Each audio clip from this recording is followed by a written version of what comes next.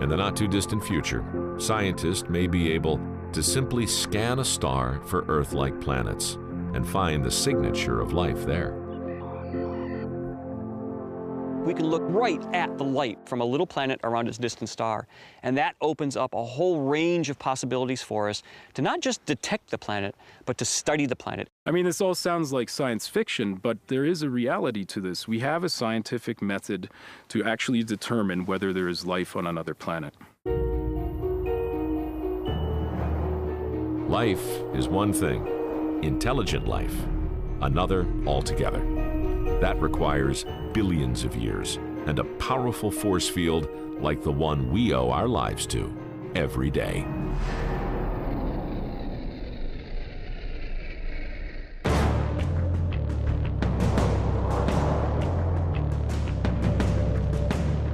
If an alien astronomer were to file a report on our home solar system, they might make a surprising observation. Because of all the 8 planets that orbit the Sun, they could easily conclude that 2, not 1, were suitable for life. It's an easy mistake to make, because the Sun has 2 planets within its Goldilocks zone, the Earth and Mars. Both planets have surfaces warm enough for liquid water to pool on. But while the Earth is blessed with warm, liquid oceans, Mars is dry and dead. The one crucial difference between these 2 planets could be the key to finding truly habitable exoplanets: a magnetic shield.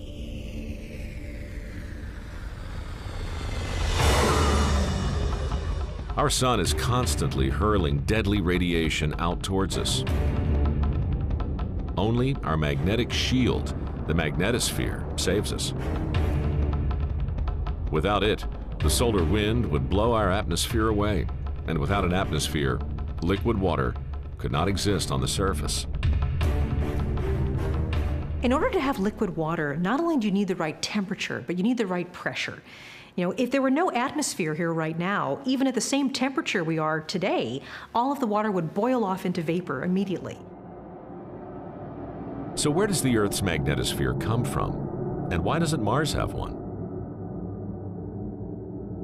Actually, in the past, both Earth and Mars had magnetospheres, but Mars lost its around 4 billion years ago, and with it, the potential for life.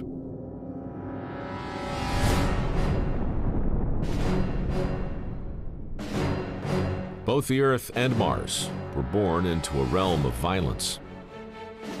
Asteroids smashed into their surfaces, turning rock and metal into a molten mass. As they started to cool, a solid crust formed on the surface. But the molten metal below churned as the planets turned, inducing a magnetic field which rose high up above the surface of both planets. At the same time, active volcanoes pumped gas into the space around each planet. Protected by the newly formed magnetic field, these gases built up into thick atmospheres, creating the air pressure for liquid water to run on the surface.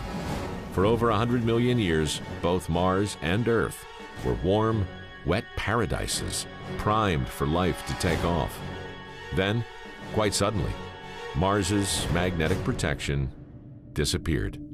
The solar wind blew its atmosphere into space, and its oceans boiled away, leaving the dry, sterile red rock we see today.